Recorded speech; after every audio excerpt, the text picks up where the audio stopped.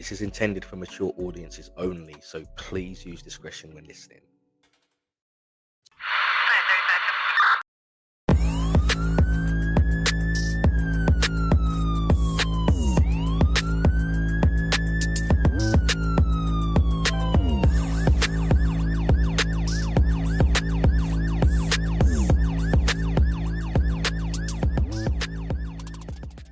Welcome to Call to Dispatch, the show where we hear real stories from the people who answer the call.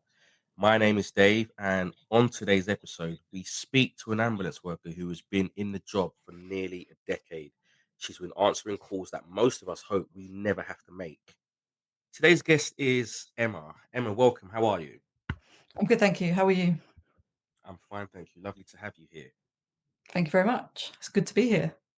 Before we begin proceedings, it's a little tradition that I have around here, okay, where I have a glass and I Hmm. just want to raise it to you. And the reason I'm doing this is because I want to let you So I've know. got a Fanta. I want to let you know that I appreciate the work that you do. I know that not everybody understands just how difficult it is, the job that you do. But I understand. So I just want to raise this glass to you and thank you for your service, okay? Likewise. Right. So let's get straight into it. A question that I ask everyone, so you shall be no different. When Hmm. you were a child, when you were a child growing up, what did you want to do when you grew up? Because did you always want to be a paramedic, or did you have any sort of different ideas? Nah, so I actually wanted to be a marine biologist, Oh wow, which is the okay. most randomness thing I'm out with. I just really wanted to swim with dolphins. That's what I really wanted to do as a kid. I So you kind of wanted to be like Ariel, the Little Mermaid. Yeah, pretty much. That's exactly how to put it. Um, yeah, so I think, and then as I got a bit older and I went to college and stuff, I actually wanted to train as a physio, but everything put me off because I didn't want to be stuck in one place. And that's kind of what happened really. I ended up in the leisure industry as a lifeguard. So I then ended up thinking, oh, what am I going to do for the rest of my life? And then a lot of people left and started joining the ambulance service, and that's what got me thinking about it really.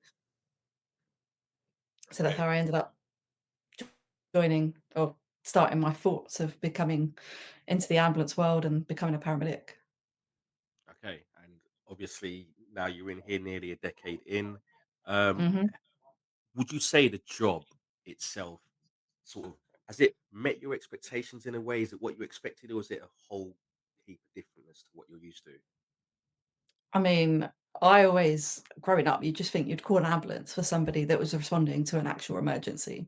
And when I say an actual emergency, I think like cardiac arrests or people that have been stabbed or people that, have become unconscious for a reason. But actually, when you get into the ambulance service, you kind of realize that we take on a whole heaps of things, whether it's social work type work or mental health or people that have just generally got coughs and colds, Mm. to then actually go into the emergencies that we're signed up to do, like your cardiac arrests, your stabbings, your maternity jobs. So looking back, I would have probably thought that this was a completely different role. I would never thought that anybody would call an ambulance for certain things that we get called to.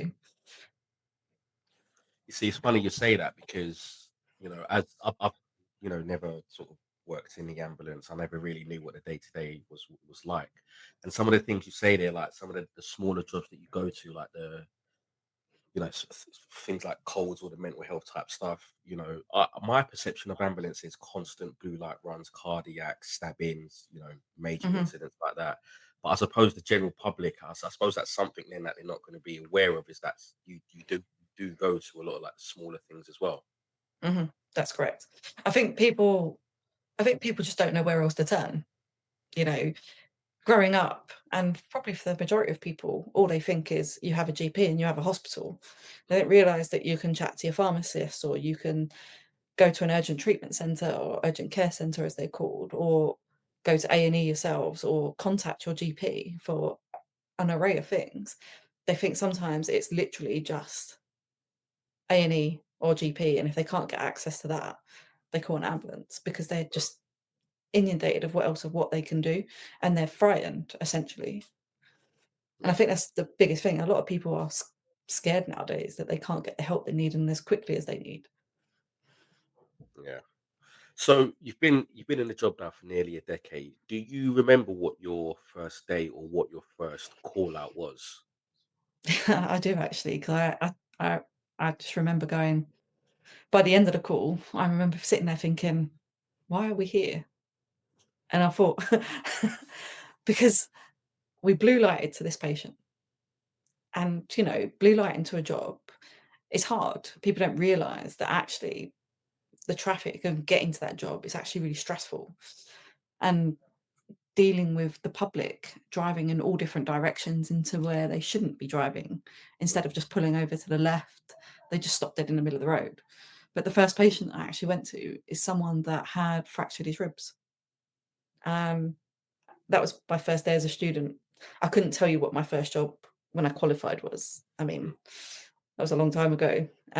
But as a student, yeah, the first job I ever went to was someone had called, they fractured their ribs, and they had a bit of difficulty breathing because they obviously couldn't take the big deep breaths in and out. yeah, Obviously, he panicked, and that's why he called. Um, there are complications to fractured ribs. However, without them being present, or even with them sometimes being present, there's not really much that we can aid to that person that's still got great observations. So yeah, fractured ribs was my first ever patient. and how did you feel sort of going to that job? I'm guessing there was a level of excitement there. Was there any trepidation, nerves? I mean, yeah, I was nervous. You do get a bit nervous as a student because you just don't know what you're walking into. And I suppose even throughout your career, you don't really know what you're walking into. But as a first ever job that I'd never knew what to expect, Yeah, it was kind of daunting, to be honest. And you're going into someone's home environment, and you don't know what to expect when you walk into that home environment.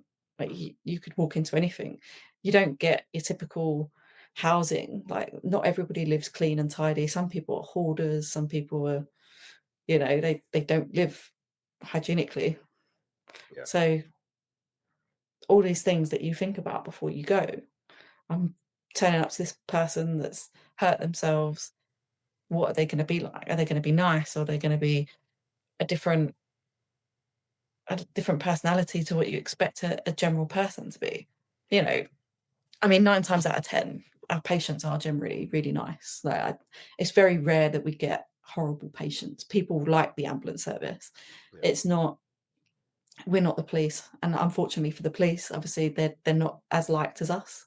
mm, However, we just turn up to what we go to and hope for the best.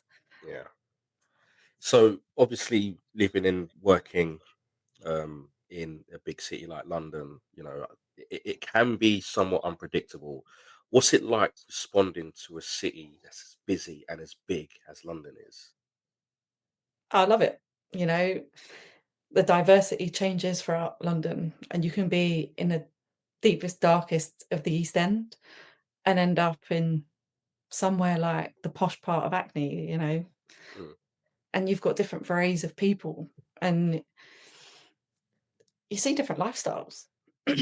And that's what I like. I like seeing the differences and how people live and how people cope. And obviously, you get your sad side where people are living in dire straits and the homeless that should really have housing. And, people are propped up in these HMOs or houses of multiple occupancies where people have designed their houses to have like 10 people living in them, and they should only mm, be, a family of four, for instance. yeah, Um, but yeah, working in London is probably one of the best things anyone could do, and I'd always recommend it. They always say that a year in London is like doing 6 when you work outside of London. So our experience levels in London are a lot higher to potentially those that work out of county, but their experiences will also be different yeah, because ultimately they deal with longer travel distances, whereas our hospitals are around the corner, essentially. yeah. So So, I can't complain. so would you say then? I might be wrong, but I feel I want to ask this because maybe there's people out there wondering the same thing. Are there typical emergencies for different areas of London? Like, is there an area that's known like for stabbings? Is there an area that's known for, people getting into car accidents? Is there like a typical area that, if you're being sent to, you kind of, it's like, oh well, yeah, that's kind of in keeping with the East End, for example. I don't think so anymore. Um, I don't think it's ever been that way. I think you have certain demographics in certain areas and stuff, and particularly you'll go to a lot of those that will have, let's say, chest pain, and that's just generally a certain demographic that actually we have to focus more on anyway. Um, but things like if you're looking for trauma or the car accidents, the stabbings and stuff, I mean, it's everywhere now. It doesn't matter which part of London you go to, it's just widespread. You know, having your phone nicked out of your hand is everywhere now. It doesn't matter if you're in central London or if you're in some of the poshest parts of West London. You know, it's I don't particularly think that we have particular jobs anymore or in particular areas. I think it's just widespread now. Yeah. What tends to be the sort of most common job you tend to be called out to? Because I'm on the solo response vehicles, on the fast response vehicles, I generally get sent to chest pains a lot, Wow. and that could be anywhere. So I spend a lot of my time dealing with chest pain, or for me, because I'm on the fast response cars, I do go to a lot of cardiac arrest and a lot of people that have been having drug overdoses and stuff. I've been doing those quite a lot recently. And generally, I'll generally see sick people more so than what they would on the ambulances. Yeah. Right. So obviously you've been in, for a decade now, and in that time, a major global event happened, the COVID pandemic. Yeah. How did that pandemic affect you during the time, and since the pandemic, has there been an increase in like chest pain type, cardiac type related jobs? I mean, the pandemic burnt us all out, I think. And I mean, if whatever the world perception is on it, you know, everyone's got their views. I mean, but we were dealing with these people and we were dealing with a lot of people that unfortunately did go into cardiac arrest or were very sick. Um, you know, and we were telling families that say goodbye to your loved one because you're not going to see them again, you know. Wow. And it wasn't the nicest of things to do. It was horrible. And I mean, we'd go to a cardiac arrest and we knew it would be futile. And then we'd have to call out a special team. They'd come. They would literally wrap a bag around the body on the head, and tell the family that they couldn't go in. Wow. Um, that was I only saw it on one job. As soon as I saw it once, I never wanted to see it again. Um, we were doing, I don't know, I was doing 3 or 4 cardiac arrests a shift, and A yeah, shift. a shift, yeah, and a general average for over the winter period for a car would be 1 a shift. In over the summer, you're looking about 1 a block, and that's give or take. For ambulances, they probably particularly see 1 or 2 a year, and even the ambulances were seeing multiple per day or week, and that's not common for them either. So it was a hard time, and it wasn't pleasant. It was horrible. It was a horrible time to work, and I never want to go through that again. I Mhm. think if something like happened like this again, I wouldn't stay in the job because Wow. it literally burnt us out. We all say we want all the emergencies and we want to be back to back busy all the time and dealing with trauma and stuff. We wouldn't cope if we were dealing with it 24/7. Like, it's physically draining. You know, when we have a typical busy shift and we do a cardiac arrest and then we go to a stabbing or, you know, we go to a difficult maternity job, they take its toll. And that's just one shift that we might do that's a bit out of the ordinary. But a lot of the a lot of shifts during COVID were very much let's go, let's go, let's go. And it's back to back, and it's back to back, on and off. And then we'd have a quiet period and it was like the calm before the storm again. Yeah. And it just never it didn't appear to feel like it was going to settle. Obviously it has. Um, But since COVID, I think people are now depending on the ambulance service a lot more. Our call rates have gone up. I mean, the amount of ambulances that get sent to the amount of like CAD numbers that we have is probably not as high.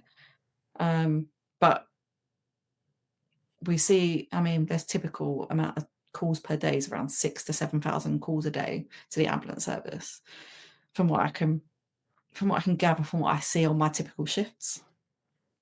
Prior to COVID, it was probably about 5, 6. Mhm. And, I think people now call up because they can't get GP appointments. They try ringing 111 and they don't get back to them for hours because they're inundated. Yeah. The healthcare system, I don't think it's each department that needs fixing, it's the whole NHS system. The whole system needs to be restructured and rebranded. Not to be privatized, because I don't think we'd cope in the UK of it being privatized. I don't think we should. I don't think that will benefit society. But ultimately, I think the whole system just needs to be restructured better. Wow. So is it fair to say then that the pandemic was a time in your career that tested you the most physically, emotionally, and mentally? Yeah, we had So, colleagues crying every day, like, and that was hard to watch. Like, people generally just walking off shift, and people looked like they were ghosts. and that's a side that the public don't ever get to see. Nah, Yeah. and it's the side of the coin that we don't want the public to see. They shouldn't see us falling. They should see us standing up, and they should see us being there for them, because that's ultimately what our job is. It's us to be there for them. They're not there for us. They don't need to be. That's not what the ambulance service is for. We need to turn up at their darker times, Mm. our friends and our family, and if we need to call the services, then turn up for us. It's not the public then going, oh, we need to be there for them. Yeah, I fully agree. You're essentially you're a pillar of hope. As all not just ambulance, but all emergency service workers. They're a pillar of hope of the community of society. Hmm. Yeah, I agree. I mean, you know, no one joins the healthcare system or even any of the emergency services thinking, I'm going to go destroy someone's life today. We mm, all actually go into these jobs because we actually care. yeah, yeah. I fully agree. So, is there a call that throughout your career that has stayed with you the most? A call that you just sometimes catch yourself thinking about? I mean, there's quite a few really, but you know, I've had the ones that stick out the most is the ones that, you know, you have to deal with in the aftermath of it. And I had two guys that were set on fire. They were homeless guys. Oh wow. Um, One of them was out in the road. Um, and then another one was down in this, like, I don't know what to call it, like a little lay-by thing off the side of a road. Mm, Um, so when I initially got there, the fire brigade was dousing this first guy with water. Um, and the police was like talking to me saying, he's not the only one. He said there's another one further up the road.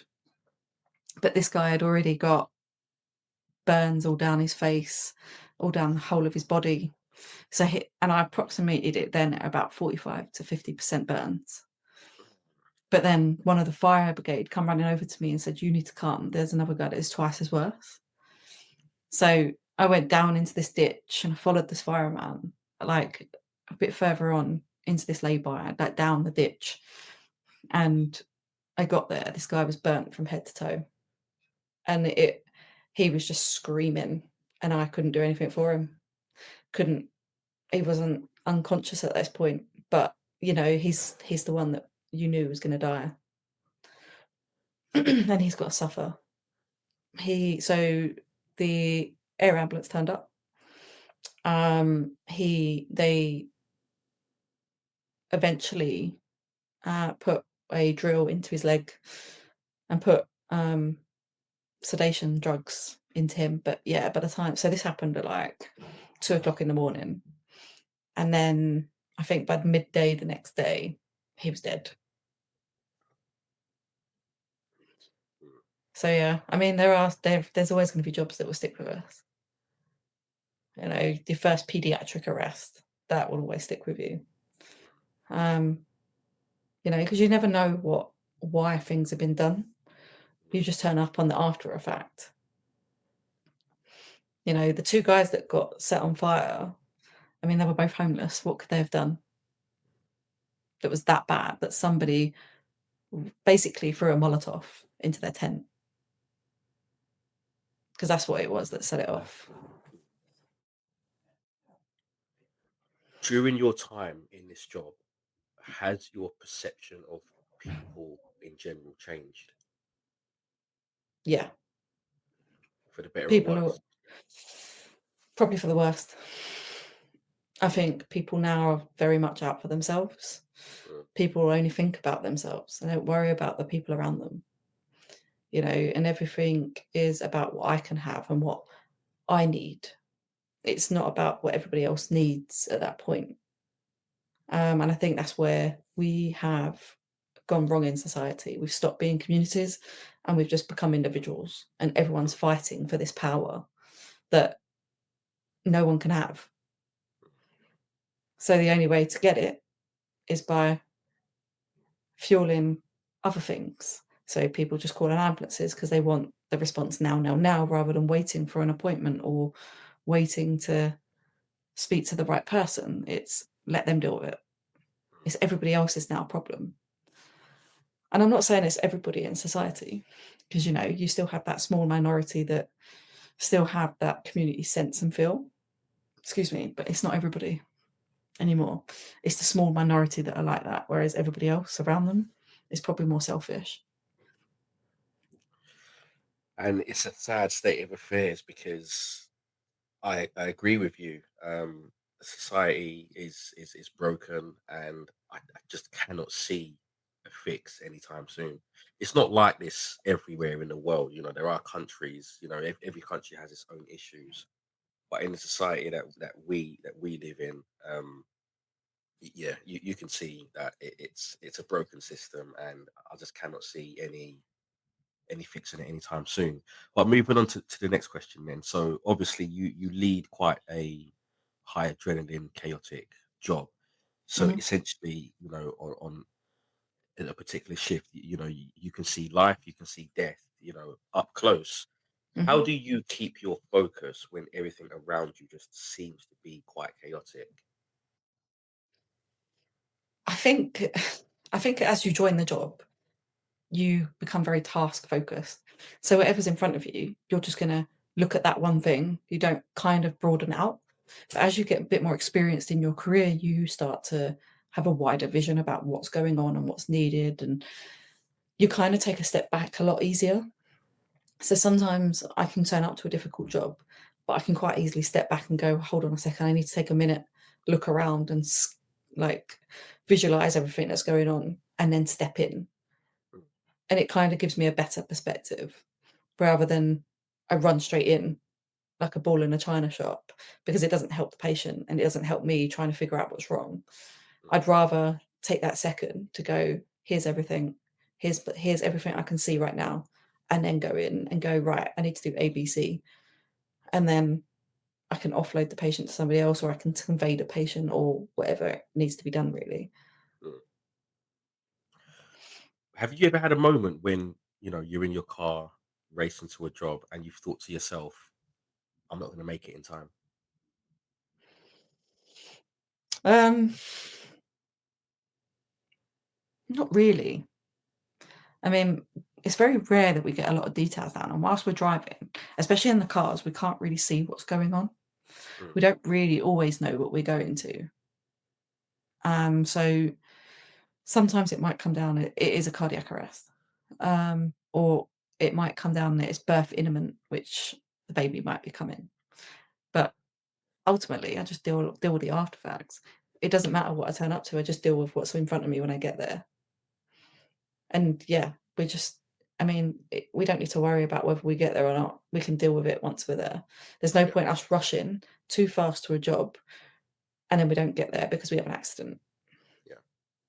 or something, a minor accident or a silly crash, because it doesn't help.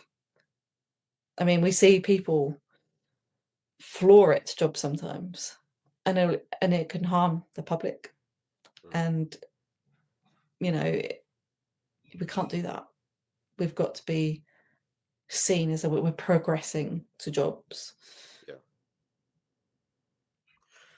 So obviously, not every job, not every call ends it the way that you want it to. Are you able to tell us about a time where you lost a patient?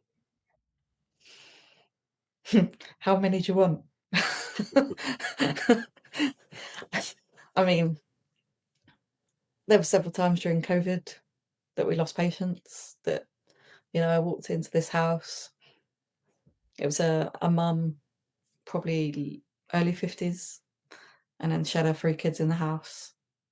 And the kids aren't all of age where they're all teenagers. They don't understand life and death even that much at that point.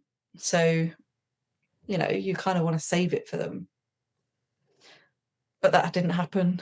I did a 10-year-old cardiac arrest, and the parents beg for you to save their child, and they're hanging on to you for the dear life, trying for you to save that kid.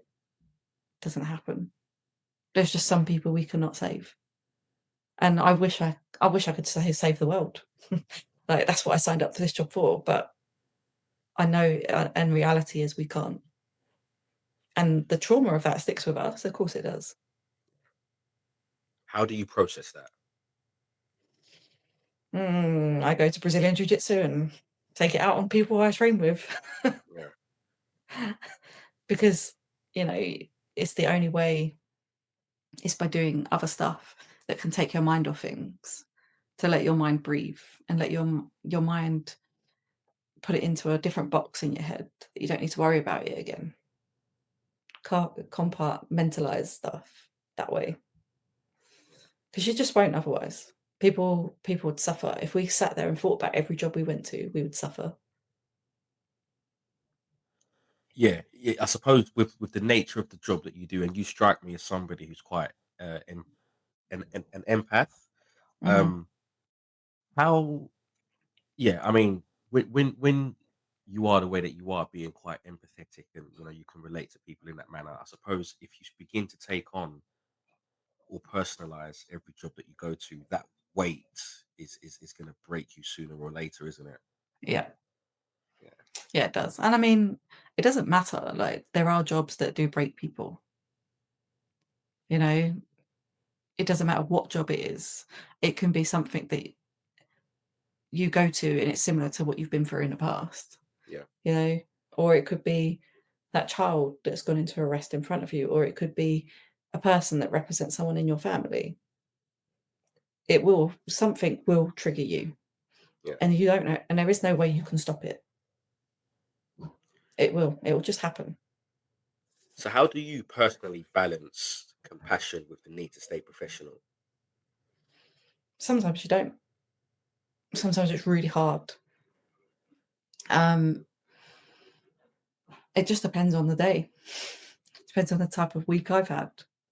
Yeah, But ultimately, I don't tend to bring my personal life into work. You know, I had a difficult year last year, um, and then I had to go back to work, and I did suffer for it a bit at the beginning, and I found it really hard to yeah, be compassionate and be empathetic. I just wanted to tell people to F off a lot of the time. And yeah, obviously you can't, I could not do that. But ultimately, we are still human. We're not robots. yeah, And sometimes people don't see that side of things. People think that we're just there to make them feel better. yeah. And unfortunately, it doesn't always work like that. No, I mean, you've clearly seen some tough things over the last decade, over your career in the job. What would you say then is the worst injury that you've seen or treated? Worst injury. I've had people hit by cars, and people get multiple injuries from that. They get loads of actual facial injuries. I've bilateral femur and tib fib injuries, all in one go, hip fractures, ribs. Their body is completely destroyed, and you're pulling it all back in together so that they can be Yeah. transported to hospital. Um, they're probably the worst that you sometimes can see, or somebody like and their brains just open in the floor. You know, it's probably the worst injury you can see. They're splattered on the floor and everything's out, Yeah. but they're not going to survive that, obviously. No, no. I've spoken to, not just through this podcast, but through life in general. I've spoken to quite a fair few emergency service workers, and there's Yeah. this thing that they all do, and it's like a universally agreed thing that they all do, where Hmm. in order to help cope with some of the things that they're seeing on a day-to-day basis, they use dark humor. Is that something that you've experienced, sort of dark Hmm. humor, and how does that help you cope? Dark humour. I mean, you just laugh and joke about it a little bit. I mean, I probably watch a bit of Ricky Gervais and Jimmy Carr a bit too much, and probably laugh at it probably more than I should do. But you know, everyone's different. Not everyone goes through the same dark humour. Some people actually don't like it, Yeah, and it just depends on you as an individual. But the job does desensitize you. Like, yeah, obviously, we see a lot of death and we see a lot of life, and we see a lot of life brought into the world, and we see how people treat people. But it's more on the lines of like, if we didn't have this dark humour and or our ways and means of dealing with stuff, we'd never get through the first few years of our job. We probably wouldn't even make a year. yeah, I think people build up a bit of resilience quite quickly, and they use the dark humour to keep that resilience up. yeah, Otherwise, we'd all fall down. I'm not saying I use it often. I generally am quite desensitized now to a lot of things. Like, I don't let a lot of it affect me. I don't take any of it home. I yeah, kind of just go in, do my job, and come home, and just get on with my day. And when people ask me about it, I'm like, yeah, my day was fine. yeah, People don't understand what I see and do, and they don't. Even if I was to tell them, they would just be like, "Oh, okay then," or they'll be like, "Oh, that's so exciting," and I'm like, "That's just my normal day." You've said that you've been desensitized over the years of you sort of doing the job, Mhm, and I completely understand that, because when you see the things that you see day in, day out, day in, day out, naturally you do kind of become desensitized to all of it. Outside of mhm. becoming desensitized in that manner, how else would you say the job has changed you as a person? I don't really like being around people a lot. Yeah, As weird as it is to say, I mean, I find it very hard to be out in public places now and be around lots of people. I just want peace. I just want quietness. I want to go to the gym, or I want to go jujitsu, and I want to be in my safe spaces. I don't really want to be around loads and loads of chaos anymore. I can't stand going clubbing. I absolutely hate it. Like, if I was in that environment, like, I'd be really stressed. Like, a lot of things now cause me anxiety, which is just being around loads of people, because I can't be myself. I feel like I have to be this paramedic persona that I've had to build up to not get myself into trouble. yeah. So if somebody was listening right now, and Mhm. they wanted to become a paramedic, what would you tell them about what it really takes to thrive in that sort of job? Don't come into this job thinking that it's all going to be glitz and glam. Come into this job thinking you're going to get your hands dirty, and you're going to have to learn to basically be quiet and listen before you're able to step up and talk. Um, but I'd also say, on the flip side to that, is ask lots of questions. But I'd also say, be prepared for your personal life to change, and be prepared to lose things in your personal life that you have at that point to 5 years down the line, because it won't be the same. How did your personal life change? My 10-year relationship ended with my partner.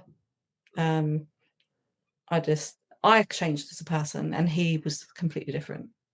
So we just ended up parting ways.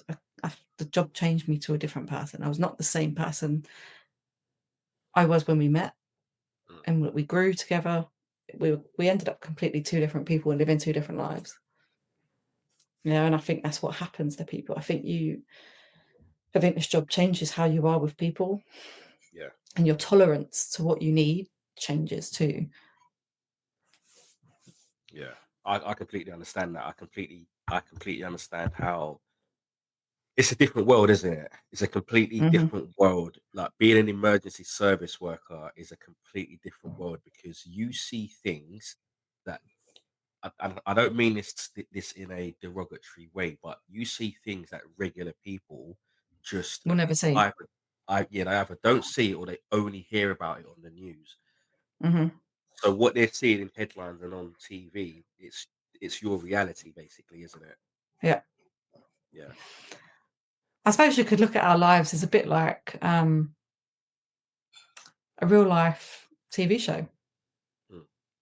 It's It has comedy, horror, and humour all in one.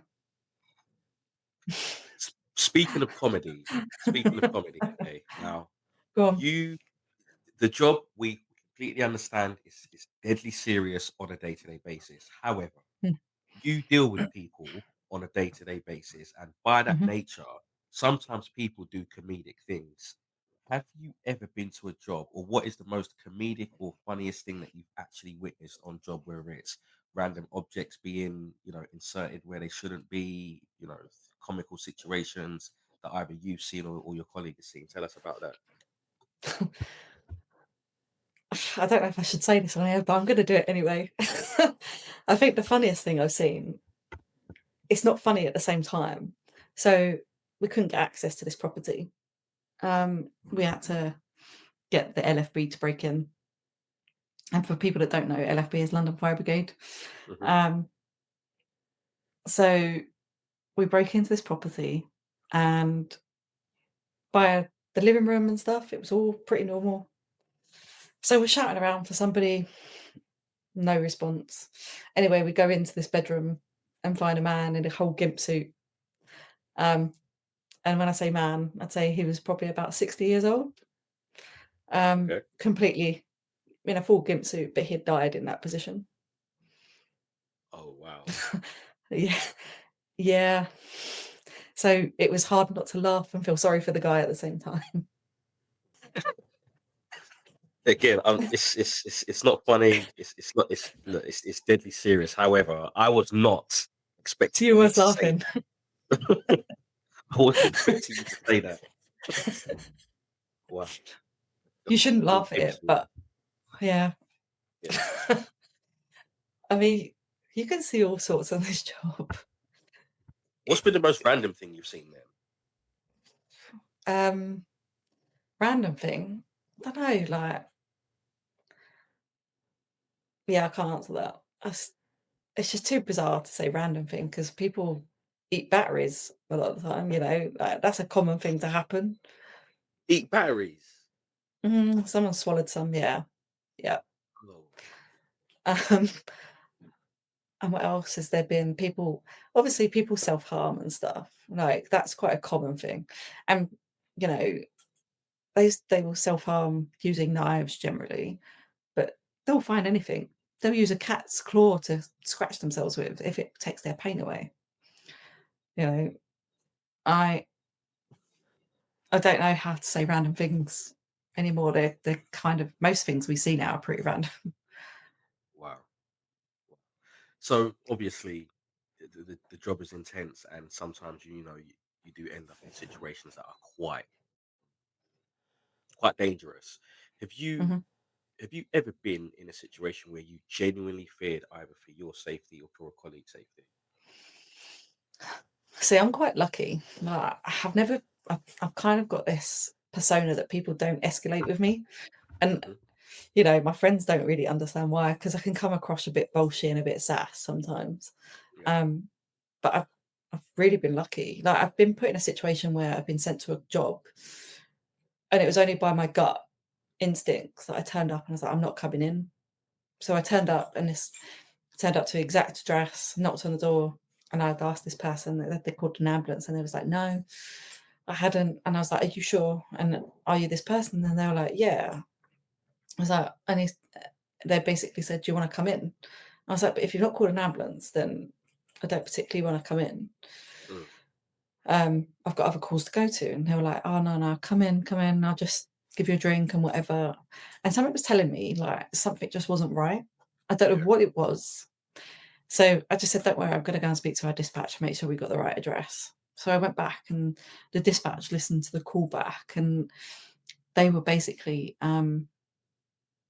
saying sexually explicit stuff to the call taker. And they were like, Oh, "This call wasn't even solo appropriate. You shouldn't have been sent." So it was lucky I didn't go in there, because yeah. that could have been a whole different scenario. Yeah. And who knows what could have happened in there? Wow. Wow. Well, I would have won. Well, seen in jujitsu, I'm sure you'd have tied them up into a pretzel. No, probably. I shouldn't say that. You never know where you're going to come against. Yeah, yeah. So when you think about all the lives that you've touched, what does it mean to you to have been that person who showed up when it mattered most? I think it's just important. I think it's important to show up for people. And I Yeah, think, I like to go home at night knowing that I've done everything I can for my patients, rather yeah, than I go home worrying about what I've done. yeah, And I want to turn up and hopefully feel that I've made a difference to them and made their lives a little bit easier, yeah, and made them feel a little bit better.